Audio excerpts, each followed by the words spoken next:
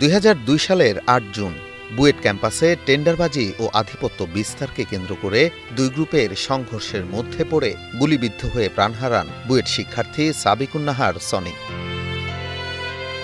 ঘটনার প্রায় ২ যুগ পর আবার আলোচনায় সনি হত্যা মামলা।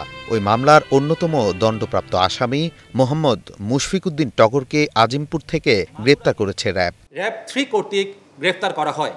শুক্রবার ঢাকার কারওয়ান বাজার র্যাব মিডিয়া সেন্টারে আয়োজিত সংবাদ সম্মেলনে জানানো হয়, সনি হত্যা মামলায় টগর গ্রেপ্তার হলেও সাজা ভোগের পর ২০২০ সালে সরকারের বিশেষ বিবেচনায় ছাড়া পান।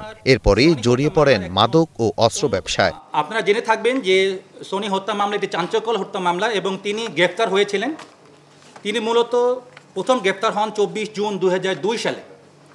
পরবর্তীতে উনি ২০ আগস্ট ২০২০ সালে কারাবিধি ৫৬৯ ধারায় কাশিমপুর কারাগার থেকে উনি মুক্তি লাভ করেন।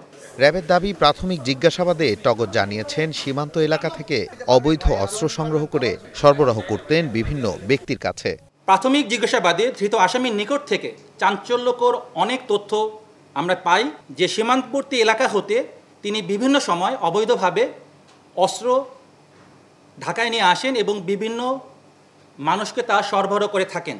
টগরের কাছ থেকে চাঞ্চল্যকর আরও তথ্য পাওয়া গেছে দাবি করে অস্ত্র উদ্ধার কার্যক্রম চলবে বলে জানিয়েছে র্যাব।